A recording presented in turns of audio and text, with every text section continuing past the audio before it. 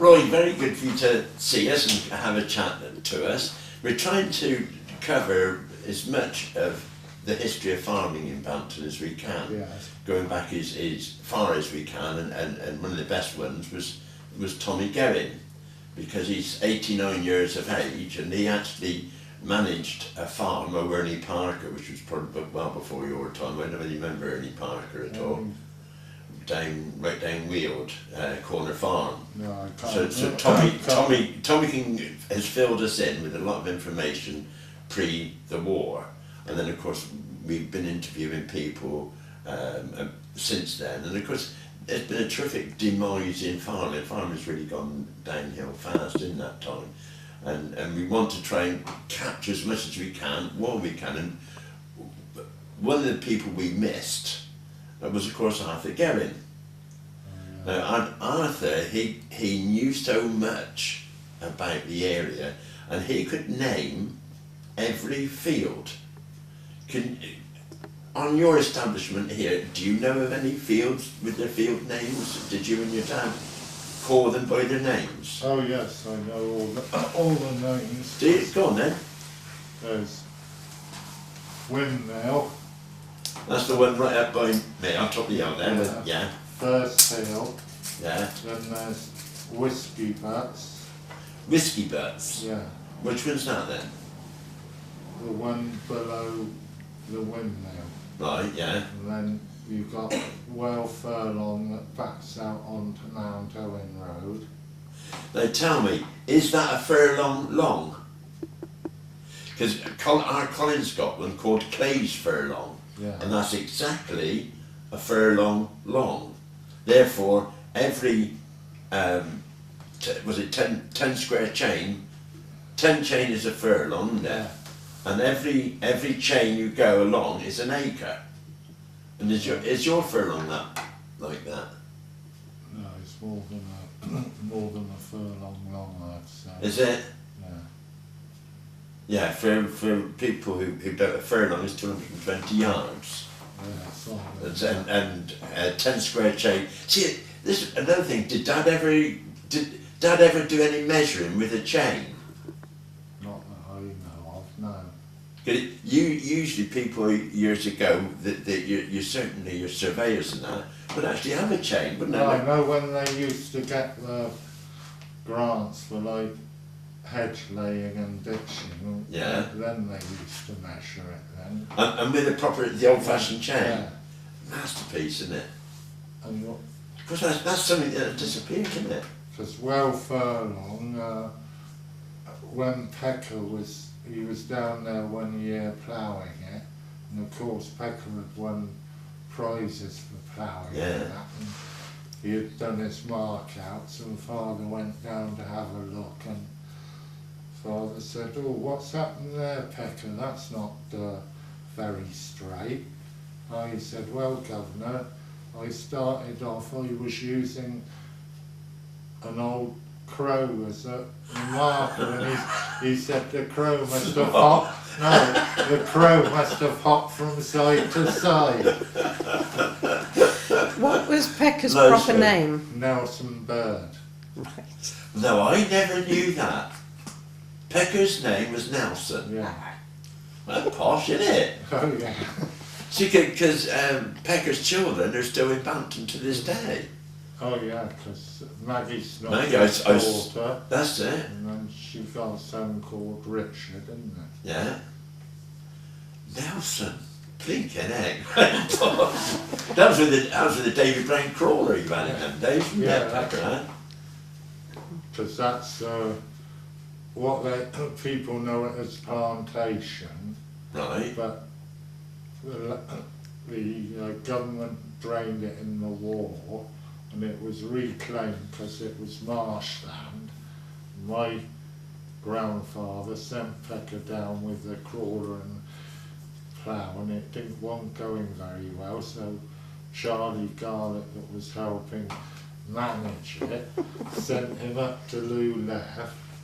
My grandfather came back in the afternoon to see how he was getting on. And said, "Where's Pecker?" They said, "He's up Lou Left." It wasn't.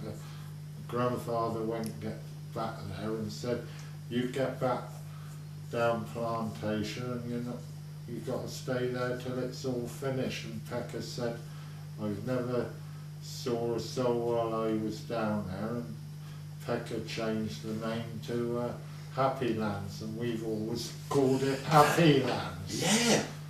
So, and that is this side of the brook. Yeah, It's this side of the brook is what you call Happy Lands. Yeah. Do you know, Fred Hornsby, who used to drive for you, he always referred to it as Happy Lands. Yeah. And there's Pecker that named it. Yeah. That's lovely, isn't it? Anyway, when we got well furlong, and we come this week, then we got the big field, 60 acres. Yeah. And then you got 60 acres, you got this one in front here called Cottage Lees. Then you got the next. Why would that be called Cottage Leaf? Any ideas? There's no cottage down there. Well, I suppose it's because it's From these these. cottages. Yeah, yeah. And then the next one up towards the village is called Longmore. Right. And then over the road, coming from the village back this way, you've got the football field and the cricket field. Yeah. And then you've got. Do you still call that the football field? 'Cause I remember Bampton playing it when next to the police station. Yeah. You still call it the football field? Then we've got Cowleys, that's the one before the woodyard, Yeah. the big field. Cowleys. Yeah. And then. No, that's interesting because you've got Cowleys Corner, which is down Weald. That's odd, isn't it? Carry on. Sorry. Then you come next one, that's Corn Ground. Right. Then you come straight across the road where it was originally two separate fields, like Little and Big Hell. Now it's called the Hells. Right. Is that HELLS? Yeah. Is it horrible to farm? No, it's quite nice soil I out. wonder how it got that name. Yeah. So what's the one under the copse then that we were interviewing Frank Clancy? As little kids, we used to roller skate along this road from the council estate and pick flowers. I know it sounds silly, but Bluebells. yeah. But there's a primrose copse and a bluebell copse, and not on your land. No, They're both bluebells. so only the bluebell, and there's nothing. Well, that copse at the top of plantation actually belongs to Hook now, because Right. it did was Barlow Warms. Right. Yeah. No, that's only blue. It's on George Dudley's land. There's a big primrose wood. There's also one over your way, isn't there? Yes. Yeah. It's, the top of the barrow. Yeah. Behind the barrow there's a primrose copse. Going on from that, Roy, dealing with names, Jan and I have sort of been looking at things, and a lot of people call this Deanery Farm, but in my book, Deanery Farm is where Mum and Dad lived. Yeah, that's correct. And then you've got the deanery as well, haven't you, where Miss Pollard lived. Right, yeah. This is officially known as Hobbs Buildings, Buildings, that's what I thought. because there was a Hobbs that used to farm this years ago. Really? Because was it grandfather took this over in, when was it, 1941. And the rent was £525 a year. Right. And being the state the farm was in back then, we got the first 3 years rent free, because the tenancy then was in the name of my grandfather, father's brother Robert, and father himself. It was written that Henry John Henly would take the sole tenancy in 1952. Right, yeah. And because this used to be a big, a lot of people tried dairy here, and there was a big problem with ergot on the land. Right. And they kept getting abortions in the herd and that, so they never. That isn't that interesting, Roy? We had contagious abortion in our herd, but we know we bought in. We bought in 4 animals from the Right Honourable T.R. Ponsonby, from out there, Farringdon Way there, and that's what brought the disease in. But our vet was most concerned that we didn't graze the land next to what you were talking about, what was known as Lou Gorse, Yeah.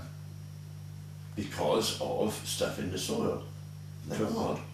Because that's why, well, Father never, he went for all store cattle. He used to buy young stores and fatten them up, but he never, the grass mixture was Timothy, meadow fescue and white clover. He never used to have ryegrass because that attracts the ergot.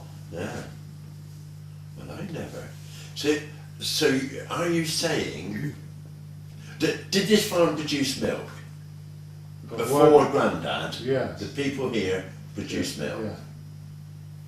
Because when I came here in 1943, and this was when I come in talks around the countryside, I usually say there was only one farm out of the 13 farms in Bampton that didn't produce milk, and that was you. This one, yeah.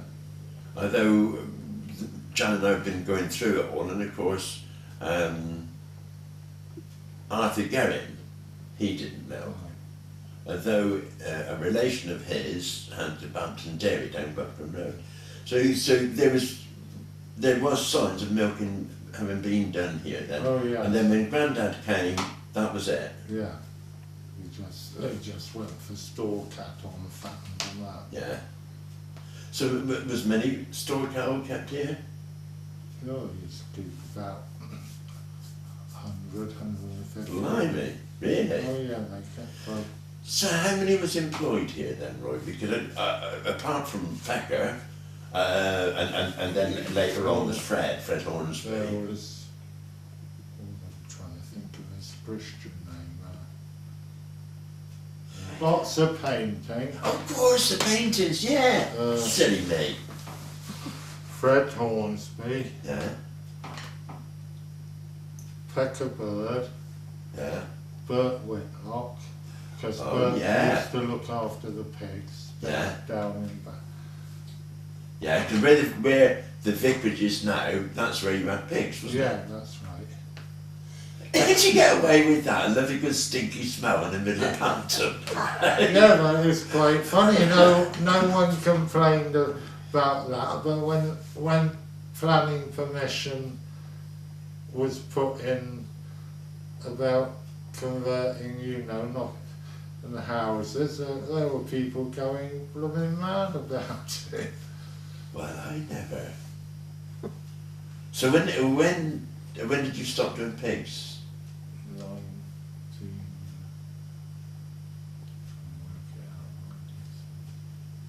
1980. Oh, not that long ago then. Not in our terms, like. So you mentioned Charlie Garlick. Yeah. Now, if I remember rightly, Charlie Garlick went on to be Ogilvy's manager, didn't they, at Calais Farm? Oh, did he? I don't know about that. There's a lovely story. Gordon Ogilvy, he was very posh, but definitely a man of the world. And he wanted to have a piddle in his own yard, right? So he has a piddle, and Charlie Garlick tried telling him off. And Gordon Ogilvy put him straight. He said, "This is my yard, Charlie, and if I want a piddle in the middle of the yard, I will piddle." With that, he did. Was Garlick his surname, or is that a nickname? No, Charlie Garlick. Charlie Garlick. That was my grandmother's brother. So he related to you then? Hey? Charlie Garlick was related to you then? Oh, yes. And he was a manager here. Yes, because, hold on, I've got to work this. When yeah, because yeah, when father was over in the war and that, he was managing here and also helping at Harn Hill as well, Where's Harn Hill? near Cirencester. Right. That is another farm owned by the Henleys. Yes. Yeah.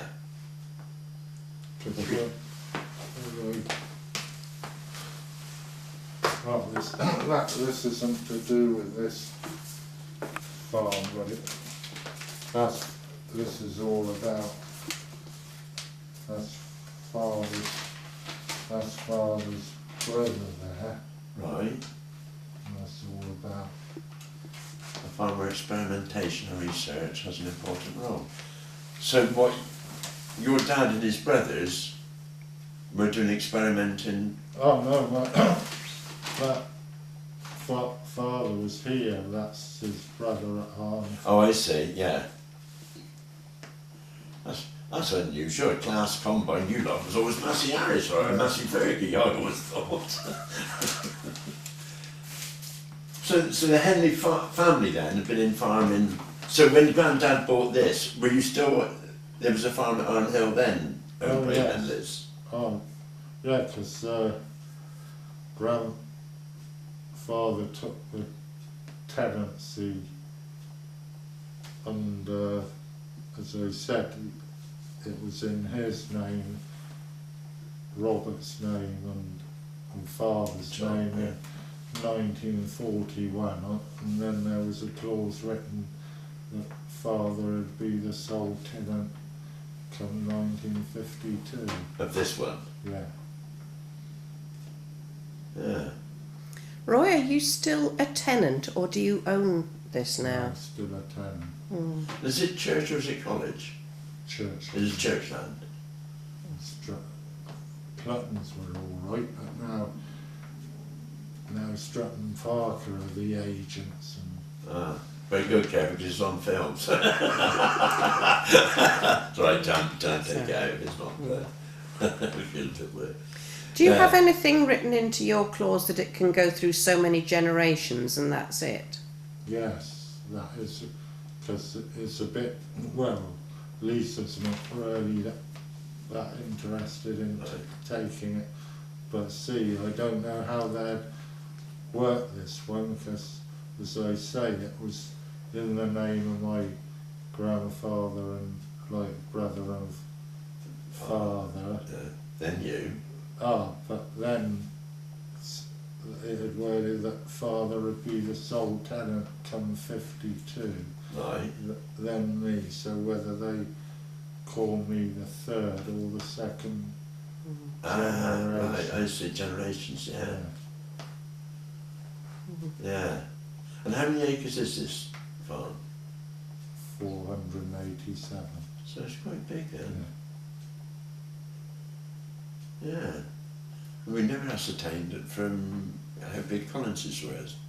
Although Yes, he did. Rob did mention, didn't he, Yes. how many acres? It's sort of similar size, 500-ish. First, it's Bampton does a good job, and they reckon unless you've got at least about 1,200 acres, it's waste of money having all your money tied up in a expensive equipment, because like you're paying the bank so much and that, and you haven't got the worry of repairs and maintenance and that. So when did you stop farming yourself and having contractors in? When did you do that? 1996. So that was what, when Fred retired? Yeah. When Fred Hornsby, your main tractor driver, retired, that was it? Yeah. Oh, Fred came back for a couple of years. And Well, that's right, did a bit of combine and whatever, didn't it? Yeah. And then you got rid of combines, tractors, so there's not a single tractor on this farm. No. That just goes to show now how times have changed. Was there ever horses here? Yes. No, I mean, obviously it was years and years ago, but in your dad's time, I'm talking about. Did Dad ever have a carter? No, no. So before, Dad was always tractors. Yeah. Because I think my grandfather was one of the first people around the area to have a combine as well. Yeah, because it says there, farm experiment playing an important role. So obviously he was very forward thinking. Yeah. Did you have a grain dryer here as well? Or? Yeah, Kennedy and Kent. All right. Well, it's still there, but I haven't used it for. No. Is that the name of the make of it? Yes, Right. Kennedy and Kent. That was put in 1941. I suppose stopped. Really? Last time it was used would have been 2000. Right. And they still work then? Yeah, it's still. I don't know. It still work today if I wanted to. Yeah. So, one of my first memories of your dad, he was very kind to kids. He was ever so good to kids. And I remember a whole gang of us had been to Whitney and caught the train back from Whitney to Bampton station, and we're walking from the station. We had a fair old walk, it was a 2-mile walk, and Dad saw us and picked us up in his car and took us all the way to Bampton, which was very nice. But out on your roadside there, is it still there, like a queer pump thing, or have you taken that down? No, it's still there. What is it? Well, that was, you drew the cart along the side and turn the, like there, it's not there now, but there used to be like a chain and it would pull like a bucket. It was to take the slurry away from the cattle yard. No! Yeah. Really? Yeah. That pump thing that's on the stand, out by the side of the road, was a slurry pump. Yeah. And unbelievable. then there's a shed round the back where they've got a big Lister pump. You have to prime it, and there's a big pipe goes, under the road and across the fields, and that used to pump it out into the field then. Slurry? From the animals? Yeah. That's unbelievable, Roy. I was ordinary milking parlour and loose straw bedded area, 1970. Up until the 1970s. 1976, I had a new milking parlour put in, and soon afterwards, I then had cubicles, and that obviously creates a lot of slurry. And then I had to dig into the job getting modern pumps that were capable of doing this and pumping it right down the fields. And you were doing this in the 1940s. You were telling me? Not the Lister engine. That would have been put in about the 1950s. But you were pumping slurry under the road Yeah. in the 1950s. That's unbelievable. And so what was that from? Your beef animals, or did you have pigs up here as well then? No, the beef animals. I find that absolutely incredible. That's wonderful. You were miles ahead of the time, weren't it? Right. Now, like me at University Farm, I moved there in 1959, and our sole water supply was the wind pump. We had a windmill the same as you. And it's like I say about this so-called green thinking about wind for electric. which I think is the biggest waste of money there ever was, because you know as well as what I do, if there's no wind, you don't get any water. And likewise, if there's no wind, you ain't going to get electric either. But did you have a big story? Because you have got a big concrete tank or something, haven't you? So you've got your wind pump. a reservoir, but And how many gallons does that hold?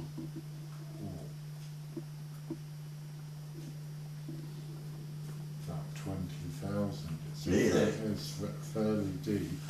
And so your wind, is he still working to this day? No. It's not. So at one time then, that wind pump filled that reservoir, because it's quite high up, so you've got good water pressure down here. We didn't have that, we had to have a tank and roof. They used to supply the water for all the cattle yards and that. I don't think it supplied the houses though. Didn't it? Because that, all along that side of the road, that was all water mains. Right. So you don't think that reservoir supplied the house then? No. See, ours did. And then of course, because we were producing milk, you had the so-called authorities had to test. You had to have your water tested to see there's no bugs in it and such. And we always passed it. It was the most beautiful water. Oh yeah. Tasty. You ever come No, I across? used to drink it. So when did your wind pump cease to produce water? About, what was it, about 1990. Really? So it's up to quite a while then, yeah.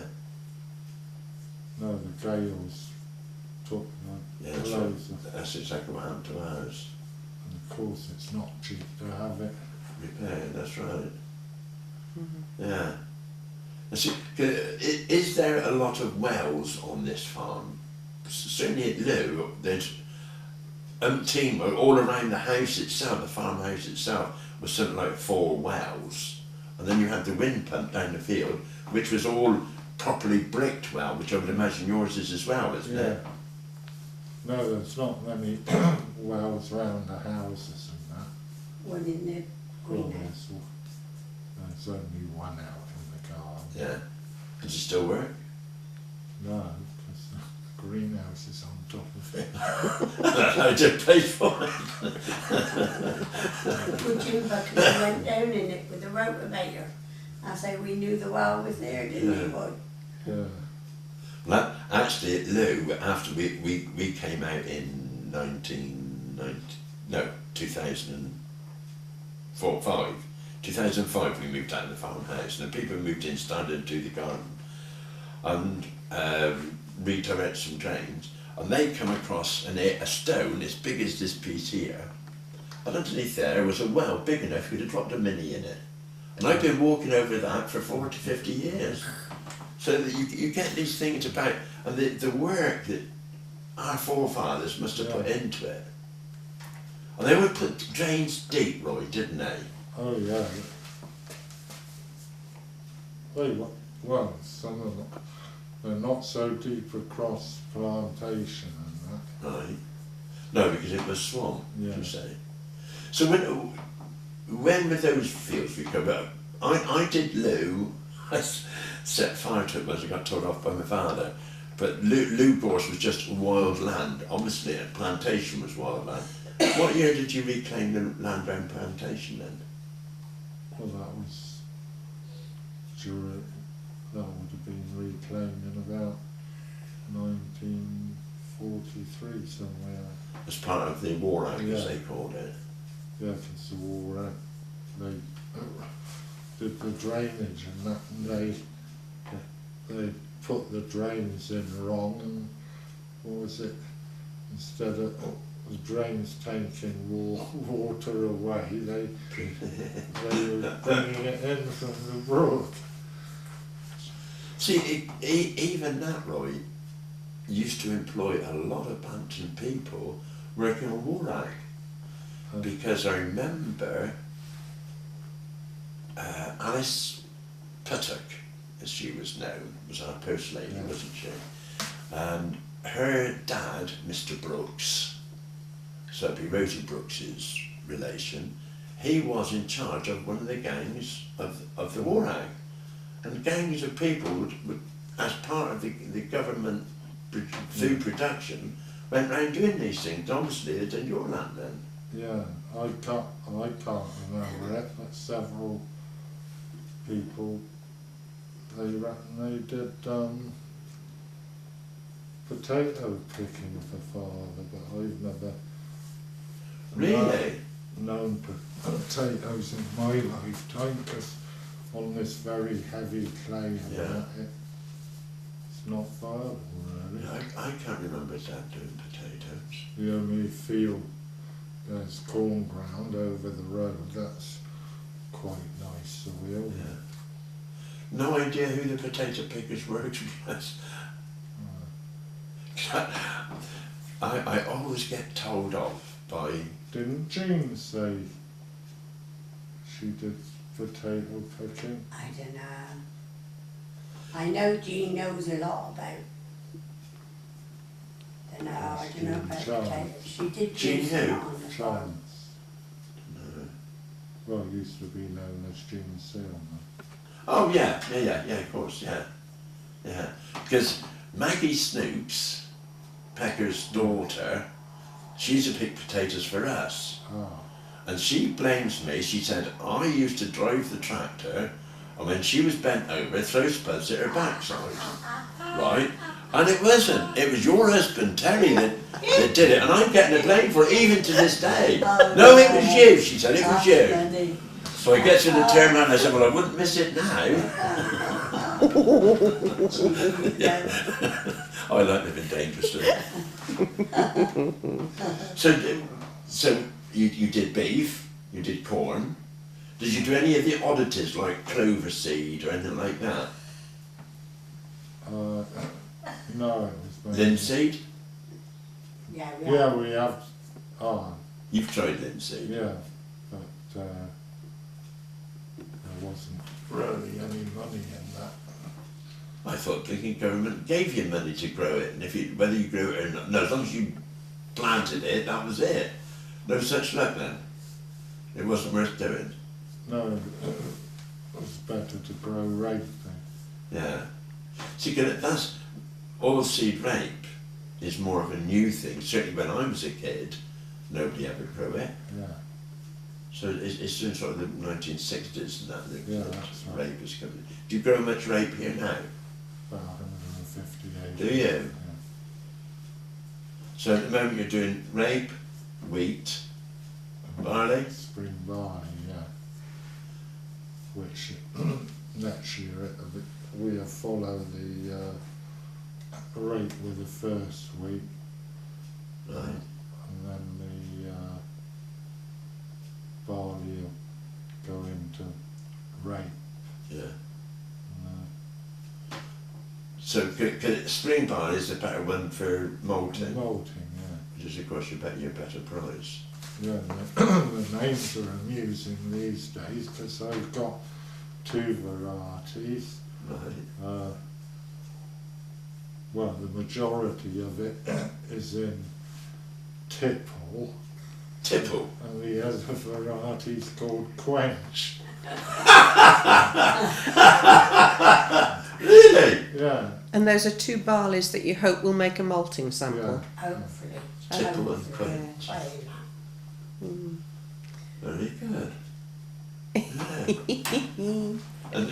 and your wheat that's for bread making or feed or yeah. what are you hoping to do? No, it's not for milling because, as I said before, the problem with ergot on it. Of course, yeah. Mind you, that this year the crops are a lot cleaner, but what with black grass, that's one of the Yeah. main problems. It is round here, isn't it? Black grass is a weed. And it's Would you explain horrendous, what black grass is? We know, but other people won't. All right. Well, black grass is a voluntary weed, and it attracts the parasite ergot, which is carried by the weather and the spores, and then it goes on to the wheat and it turns into little bits like woody bits. Yeah. And then if that gets in human consumption, it can turn you mental. I'd like to add some of that. No, it is. And you only want one little piece in and the whole lorry load will be rejected. Mm. It's so Can it be strict. used for cattle feed if it's rejected for the humans because of the ergot? Yeah, they just have to put it over a gravity cleaner, because if you have a load rejected, they'll put it over a gravity feeder, but then they'll probably deduct about anything between £7 and £12 a tonne. Yeah, quite a bit. But I remember one year I had 12 lorries go from here to Ducklington Mill, Right. and every load had gone through all right, and about the 11th load, they said, oh, there's ergot in this, and the driver rang me up, said, what should I do, Roy, should I come back to the farm? I said, no, wait on top of the hill on the Aston Mile, wait about, I said, because you've been coming backwards and forwards regular. He said, wait about half an hour, then But then again. take it in again, and they check the same load, clear. Yeah. They That's so try and naughty. it proves they try and Yeah. pull a fast one. Yeah, so naughty. Right, same thing happened to a farmer. He was selling malting barley, and the driver said, oh, this load's been rejected. He said, oh, I'll pay, say you don't come back to the farm, I'll pay you bed and breakfast for the night and take it back in for first thing in the morning, which he did, and it went straight through. So wrong, isn't it? So wrong. Where you see, like years ago, like you just mentioned Ducklington Mill, which was close by, and also British beef, or whatever it's called now, much meats, is close by. We had all these things for dispensing, for selling our goods. I mean, the number of agents that was in the area, you had Harrison Matthews, Yarnard and, there was Yarnard and Gale, wasn't it? And then Hinton's was separate at that time. There were so many Smarts, Cliftons, there were so many people in the market trying to buy your grain, right? Nowadays there isn't. How do you manage? Well, it's just like you've got the specialised companies that buy the rape, And is there enough of them to make them fight for it so you get a good price, or is it oh yeah, there's still a lot a of, monopoly? you've got like Dow.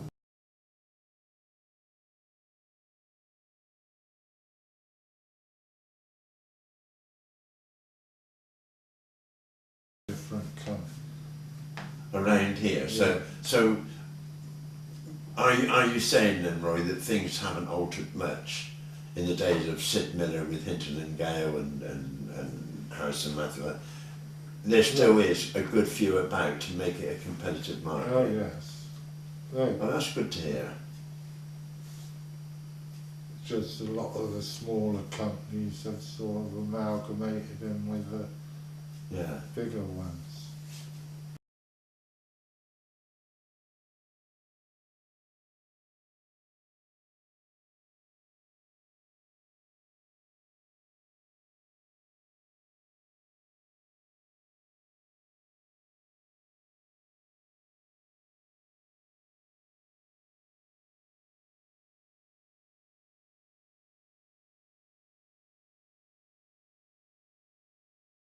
You yourself, Roy, you grew up on the farm, and then you went to university, didn't you? No, What I went to agriculture.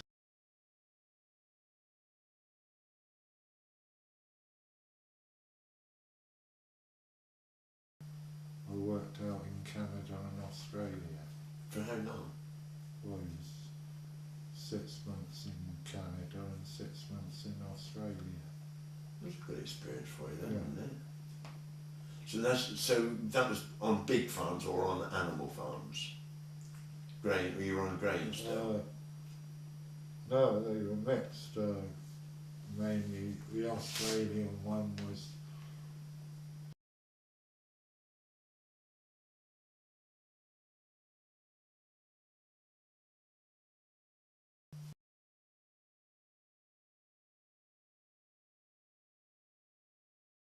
Doing sheep here then, Roy? no. Why? Main reason on this heavy clay ground and that, and you get a lot of trouble with sheep and their feet and that. It Yeah. just didn't make it viable really. Because this land, as you know, once it gets Oh yeah, well, wet, absolutely, yeah. Yeah, 'cause there, and yet, I mean, a friend of your dad's, Cotswold sheep, no, was it Cotswold, was it the, yeah, didn't he was a champion breeder, wasn't Yeah. he? But obviously he didn't keep any here then, that was all at Blackbourne. he? Yeah. Because he had a farm at the back of Lou, which was heavy, so. Oh, did he? Yeah, yeah, yeah. Very. Every donkey derby, we get a gentleman, I don't know who tells tales of us, we get a gentleman, a friend of yours, who comes to visit us because he's the donkey welfare officer. And he checked that a donkey doesn't ride in more than 2 consecutive races, the weight of the rider, the conditions, that they get water, they get hay. I know he's only doing his job, but he comes over to me and makes it known who he is and what he is. He said, "Is Roy Henly down here today?" So do you know him? He's somebody you went to college with, a ginger hair bloke. Him and Chad Truman. Oh, Chad. Yeah. Because you were at college with Chad, were you? Yeah, that's right. Trying to think who that ginger hair chap. I have to ask him his name next year. Yeah. No, make sure you come to the Donkey Derby next Well, time. we normally do come to the, don't we, Anne? Yeah, but we met the chap who brings the donkeys here. From Weston. Yeah. All right. His Lisa asked, Sinead asked him to bring her prince, this big donkey she can ride. So, pig-wise then, why did you stop doing pigs? Just because of the smell down there? Why didn't you move them up here? No, basically, for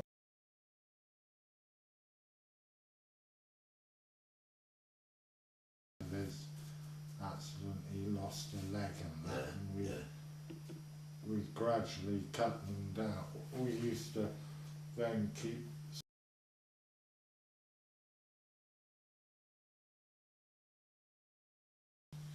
can't remember his surname now. Paddy, anyway. He worked here for a while and he looked after the pigs, and Yeah. then we gradually dwindled it down. Yeah, so really, it was losing the staff Yeah, that was making it more difficult for you. You couldn't get the staff.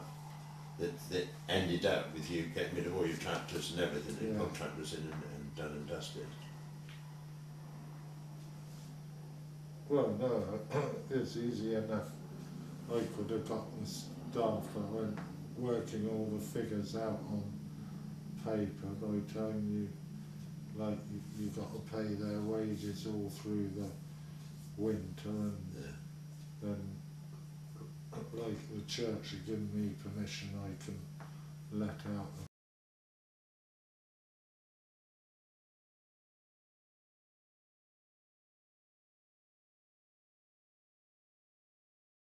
lose his leg in a farm accident? No, what happened, because he never used to go off sick, and one day he was coming to work and he didn't feel too good, and the doctor was called out and he had a blood clot in his leg. And he went up to the hospital and they removed the blood clot, and it went and turned gangrenous, so he ended up having his... Was he a smoker? No, but... Similarly to my father-in-law, he got into a situation where he had a clot on his leg, and he was told if he didn't pack up smoking, within 5 days he could lose his leg. And he packed up smoking, and he was all right. And I've heard of quite a few of them, you know, people that smoked, and they set out the blood clot. Because one of Bert's daughters is Sheila Stone. Stone from Carterton, yeah. I was giving a talk in Carterton WA the other day and talking away. Because that was Bert had quite a few, didn't he? Mrs. Preston was a daughter, wasn't she? Pam Preston's mum. Because his brother used to be the combine driver for Jimmy Watts. Oh really? Yeah. And I'd say to Mr. Watts, I said, how's it yielding? And he said, we're getting so many ton to the acre. And Bert said, that's a load of rubbish. He said, my brother said he has to go around the field about twice to get a tank full. Yeah, why is it that farmers are the world's worst at exaggerating, aren't they? They can't help themselves. Remember when I was in milk, you know, you talked to the other dairy farmers around, oh, I'm getting this from so many cows and all the rest of it, you know. Just a load of baloney, isn't it? It's a bit like the fisherman, isn't it? Yeah. Oh, when it got away, you should have seen it.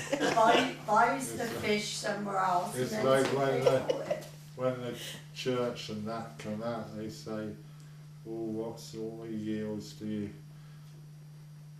you get? I say, oh, well, I suppose if you take, you know, on a roll of five years, I suppose you could say it averages out about 2¼ ton or so. Yeah. We don't tell them. You've done better, wasn't it? And they put your rent up. But I mean, this is hard land. I know when we moved to Lou, I think it was Pecker said to Dad, he said, that's man's land up there, he says, on that heavy clay. He says, not boys' work, it's man's work. Well, I'll tell you that, you see the spring barley I've got. Yeah. Well, that they round up all that off, and they just came straight in with the drill and drilled it and that and rolled it, and I was surprised how well that barley came out. So there again, see, Roy, how things have changed over the years. You know, when we were a lot younger, and Fred Osby was one of them, and Pecker, ploughing for day after day after day. And yet, if I remember rightly, you were one of the first people who tried direct reseeding. Yeah, we did, because when I had the cattle, we had let them graze it off, spray it off with gramoxone, and then go straight in direct drill. And the same with the grain. Didn't you do some fields where you just chisel ploughed and straight in? Yeah. It's so different. Whereas, you know, years ago, every field had to be ploughed, didn't it? Yeah, well, they say still though that you should at least plough it every 3 to 4 years, or you're just going to create a hard pan. Yeah. Do you feel the same way as I do, Roy, that when Pecker and Fred were ploughing, they knew each field as if for want of a better phrase, a personality. Each field has its own idiosyncrasies. You've got to plough it a certain way and it will drain. You plough it the other way and it won't drain. All those skills have been lost, haven't they?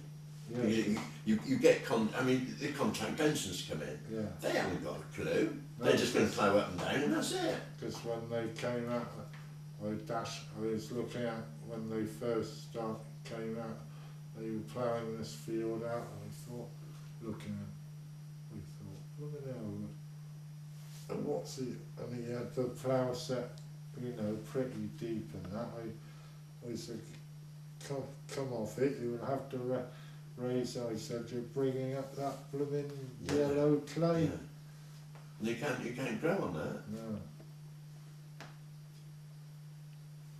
Yeah, it's one of those things that the skills have gone. That in years ago, if you'd have talked to Peggy, and I have been talking to Fred before now, because Fred's dad was the ploughman at Woodford's when we took over the land. Yeah.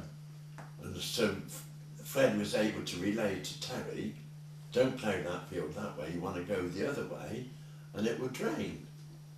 And there's certainly the field at the back of the council house at Lou, there's only about 4 inches of topsoil. So you don't go in there at 8 inches, you go in there at 4 inches. And all those skills are gone, aren't they? Well, there's so many of these, like a lot of these contractors, they have these young kids and that are starting, like Steve Benson employs a lot, like that are over here from New Zealand. Oh really? South What for experience? Yeah. Really? Oh yeah, New Zealand, South Africa, Denmark. How odd. So are you saying that there's not the English youngsters taking up farming to be able to do that sort of work? Is that what you're saying? Well, whether Steve gets paid so much for taking them on. Yeah, that's a possibility, Like a bit like an international agricultural exchange. Yeah. Because after all, that's what you did when you went to Australia. So did you experience big tractors and big machinery when you went to Canada? Oh yeah, got pictures of what big, like D9 Caterpillar with 7 14-foot wide John Deere drills behind. You were driving that then? No, he wasn't. That's what they were using. So how long ago was that? 1972. So that's that is how it's happening over this country now, isn't it? Oh yeah. Unless you can do so many acres in an hour, it's not viable. Because they come here, like last year, they never had to dry any of my wheat. Last year I was very lucky, but people said, oh, when are your contractors coming in and this and that, yeah. And they'd come in and it's off like that.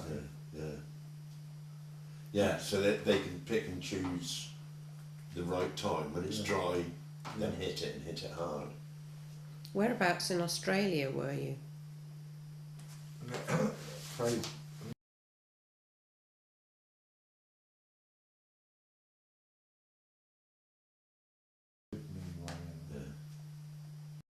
Have you been an animal man? I'm a firm believer that you're either an animal man in your heart or you're not. Because my brother Terry and me got on well together. Terry was an arable and I was the animal, and it worked well that way. Oh, And what are you? well, a lot of people Brilliant with say cattle. I'm an animal man because people are always asking me for advice and that, and Yeah. I always did well at that. Basically, it was lovely to see the cattle and that out in the fields and that, and watching the calves grow up and that, but times have changed, and because now if you have any livestock you've got like an armful of paperwork to... We were talking to Alan from Simon Collins's caravan and of course Rob Smith from Simon Collins, and they were showing us the paperwork. Even on the arable side, Robert Smith was showing us loads and loads of forms that each year his artificial spinner has to be tested. Well, what a load of rubbish!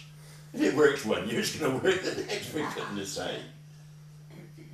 Yeah, it's gone mad.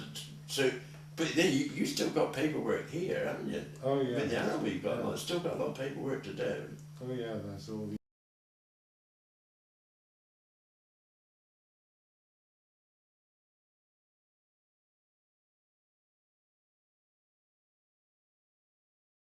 Paperwork then. no. And you don't do any spraying, so you're not involved with that. Absolutely amazing. No. Are you on this countryside stewardship thing or not? Yes. You know, on The points system. not really, no, not off it. But there's probably a load of paperwork there. Well, you get so it's worked out on your like boundary margins for like the hedges and Yeah, so was it 6 metres away from the hedge? You can't plant. yeah, You can't touch it until July. that's right.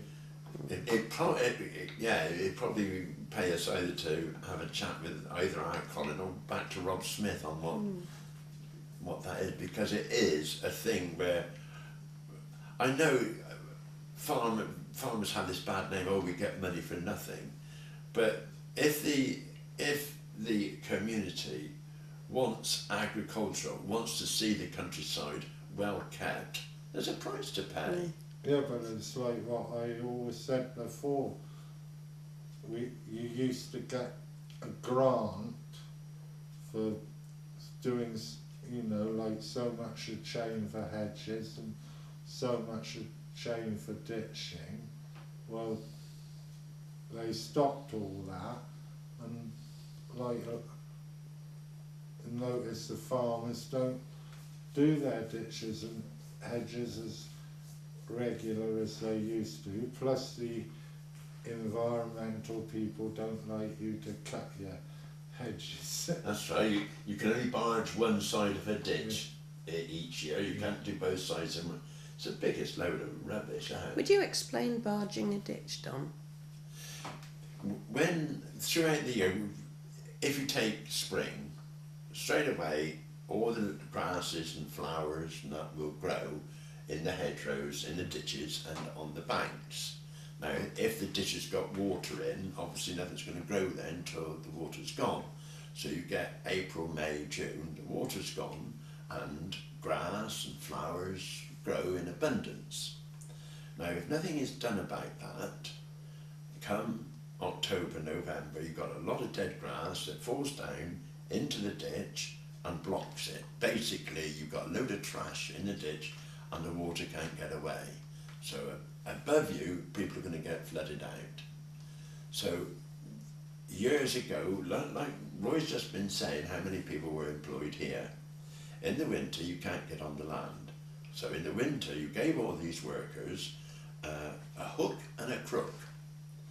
As a sickle, and you go to a hedge, and usually hazel was the best.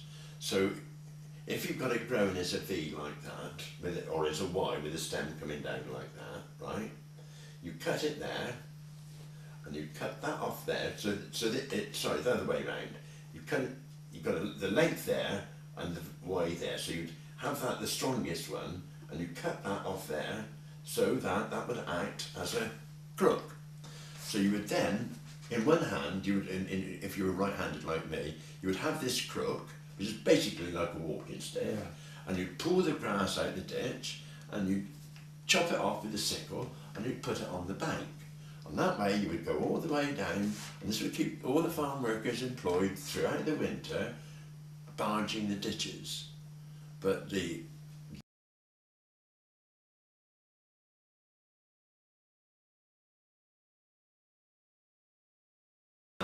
in so doing, by cleaning out the ditches, you are going to interfere with wildlife, which once again is a load of rubbish, because you do not do it in the summer.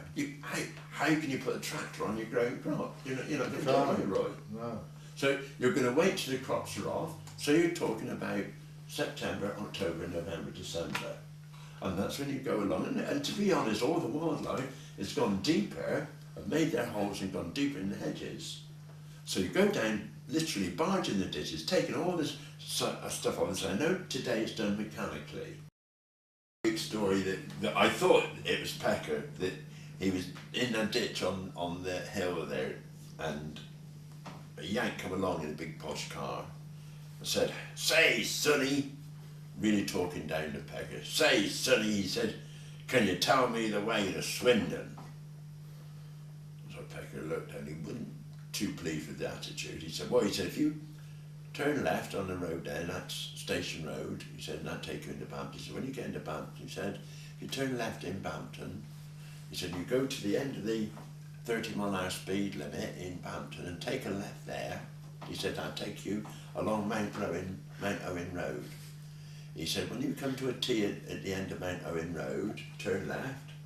He said, "you come to another turn and left." He said, "and then that's the Swindon Road." Well, of course, the yank does all this. He's coming back past Pecker, and he got out. He swore at Pecker, "You bloody stupid nincompoop." And Pecker said, "Governor," he said, "I might be a nincompoop." He said, "but I'll tell you something," he said, "I ain't lost." Put him in his place. But yeah, I know, seriously, all these things, there was a lot of people employed on the farms, and they were always busy. I mean, Yeah. even ditching. Nowadays, if a ditch had been, I mean, you had the same, because Fred used to have a little ditcher on the back of the Fergie, used to do all these ditches down here, and when Fred did it mechanically, he put his bucket in, pulled it out, and put it onto the bank. Yeah. But when Pecker was doing it by hand, he dug the soil and he put it round the roots of the hedge, which of course was beneficial to the hedge, and it kept there was no gap where animals could get under. But another thing on about, like, it's like when they used to have the cattle in there, and like you had this labour, well, there'd maybe be 2 or 3 of you forking down onto the trailer and then taking it out there, and there was, say, 3 or 4 of you, and you maybe have a cigarette and a chat and that, and have a good laugh, whereas today you've got one chap with a tractor with a trailer and a big loader, he loads it up and Yeah. no one to talk. They reckon, even though work's got a lot easier than it used to be back in those days, people were a lot happier back then, and there's a lot of these jobs you're on your own all day, and that's what causes a lot of the stress people suffer from today. Well, we were having this discussion with Rob Smith the other day. He's driving around on a tractor, I think he said was something like £80,000 worth of tractor. Well, if you work it out, £80,000 worth of tractor, would employ quite a few men for a long time. Oh yeah. So are we any farther forward? You know, well, they do say that the one industry that has the highest suicide rates is indeed farming, because of the loneliness. Exactly what you just said, Roy. Because see, Steve Benson, like his combines and that, you're talking of the cheapest ones are at least £250,000, you see. That's a lot of money to have. For what, 6 weeks work at the most? Yeah, it's a shame it's gone the way it has, because, as you say, it was a part of the community. You know, Pecker and all them would get down in the pubs there, and our lot would get down, and you'd start your banter off about, you know, one of the worst things, and Fred and Pecker, our Terry suffered a lot from when we bought University Farm, because when you're drilling on a hill, right, you haven't a clue. You know you're going wheel mark to wheel mark, right, and you think you've done it perfectly. When that corn grows and it's on a hill, the whole world driving up Lou Hill can see whether you went a little bit wide at one stage. And you'll get your leg pulled, something crying, well, what happened there then? Fall asleep? Yeah. All that banter's gone. It was so much part of rural life. Yeah, because they always, when there'd be Fred, boxer painting, and Pecker, they'd go down To the pub. and then they'd push bike up here, and they'd be chatting away, and then Boxer would say, oh, where's Pecker got to? And they'd look round, and of course Pecker ended up in the Ditch. Yeah, we used to have that with Tom Haig, who used to help us out a bit. He liked his drink, and very often fell off his bike, and I go and pick him up from somewhere. It's such a lovely way of life, and we've lost it. yeah. Would you have turned the clock right back, Roy? Would you have done farming then? If you lived your life again, would you still go into farming? When you were in college, do you regret the move you've done or not? Oh no, I don't regret it. I only thing probably wish that Father might have tried to bought the farm back years ago. But did it come on the market, but did he have the chance ever or not? Well, I think he could have had a chance. Like, of course, when I applied about buying it, they wanted about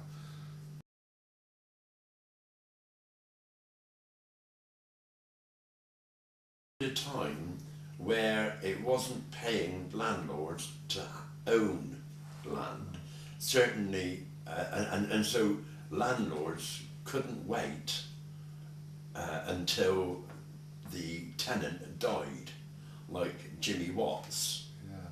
As soon as Jimmy Watts died, also he died, didn't he? Yeah, Jimmy. 92, I think. That's right. So he died. So that farm at Lou was on the market straight away. Yeah.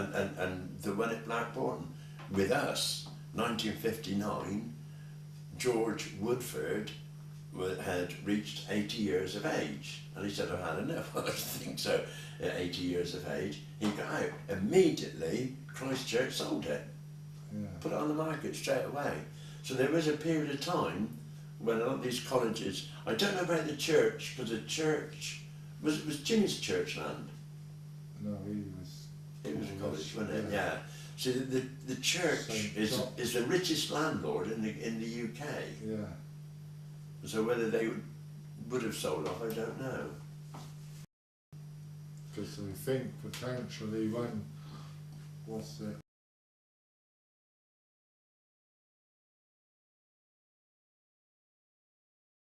You know, looking for more land, and Yeah.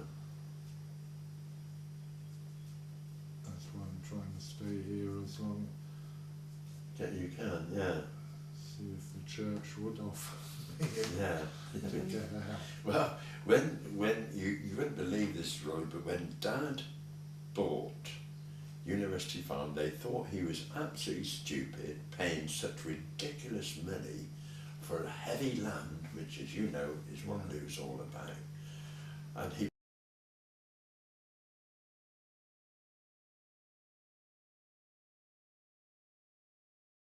I got out there, you know, and so that would have been the right time if Church Commission had given Dad the chance. But my guess is the church would hang on. Oh yeah, I think they realise there's quite a bit of potential of this round here. Yeah. See, this is they farm. What's it? It's called the Filkins Vet. Sort Yeah, of, great, and yeah. basically this farm's out on its own. All their other farms are all around Langford, Garford, and What, the church land? yeah. Is it really? Yeah, There's much better soil than it is well around there. I know some. I think some of Bill Barnett's. I think some of his might be church land. Yeah.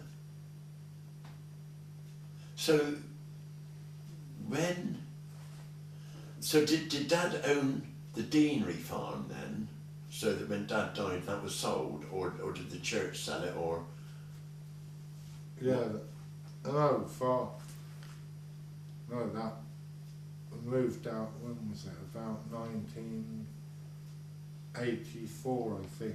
It moved because when I took the tenancy over, they gave me the choice of either staying down in the village family house, yeah. or they convert these two cottages into one. Ah, I Well, see. at the time I had all my single suckling cows and calves, and when I was down there I of course have to keep driving up here, you know, keep it.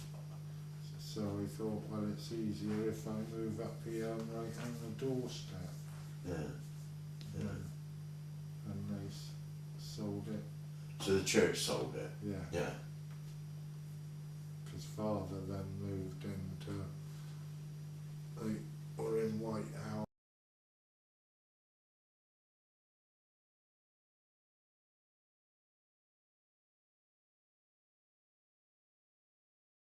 I think we. Done enough. I think so, right? Thank you ever so much for taking the time out and spending with. I know Jan's going to take a few photographs of some of the documents you've got. Because this helps, you know, when people listen to the talking. I expect you've got, I found this, because alright, I'll ask you a question before I. I've got to work this, yeah. How many years ago do you reckon Marjorie Pollard died? Oh, that's a good one. I went to her funeral. Probably about 1973. I would put a bit later, 78. She died on March the 21st, 1982. Gosh, we both are well out. A lovely story of Marjorie Pollard. And I'm proud.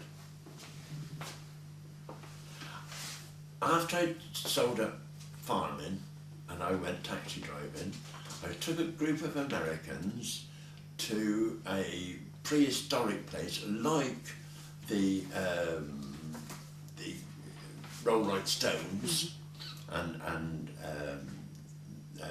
the ones at Avebury, right down in Somerset. There's a load of these stones, and these Americans wanted to go down that. So I drove there, let them go and visit this site. And I'm sat in the car and went for a little bit of a walk. I was in a housing estate. There's an old lady sat on the wall, so I went and had a chat to her.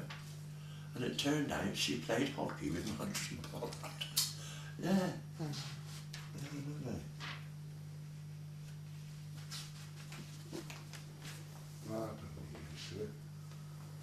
Safe hands on the land.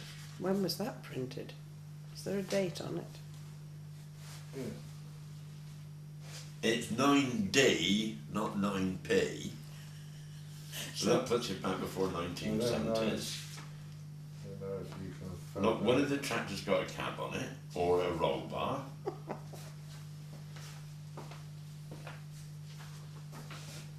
Because It's if you want, where are we? walking the bull out. Trying to find Always warn strangers approaching horses. See how health and safety was about then, bless them. Is that a sale news? It's like a sign we used to put on our fields, Roy, when we had cow cabbages in the field. We put a sign on the gate saying, if you think you can cross this field in 4 minutes, don't, because our ball does it in 3.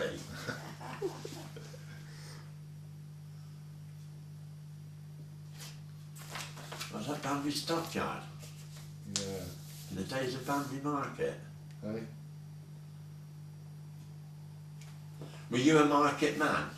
Oh yeah. You like to go to Yeah. sit.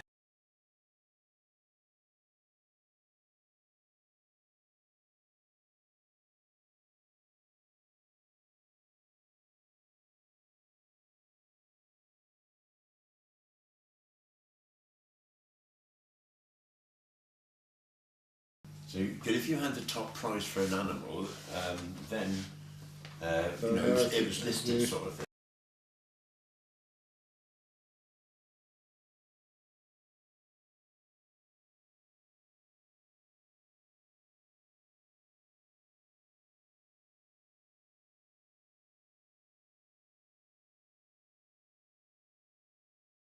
Church Commissioners for England, tenants' dinner.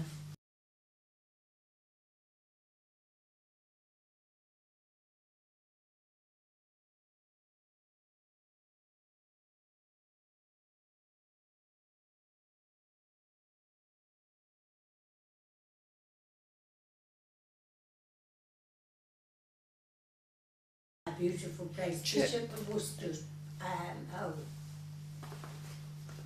Oh, is that your dad?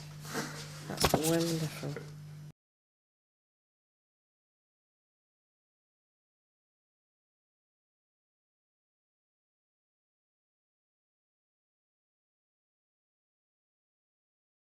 Boy wasn't soldiers billeted in Deanery Farm.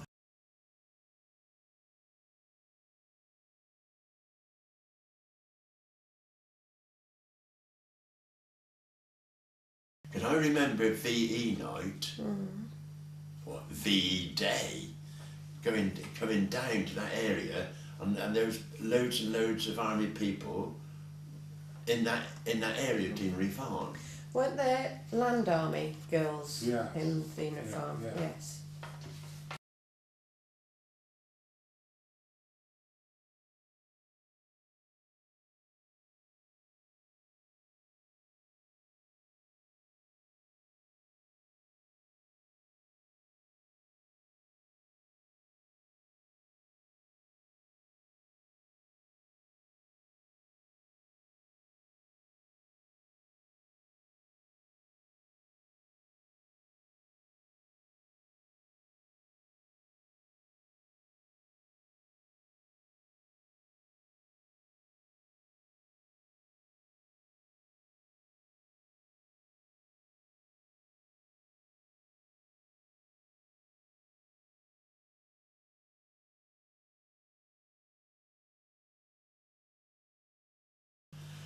Well, thank you both very, very much. Fine, Lovely. And trying to let you have a copy of Oh, the yes. Yeah, I'd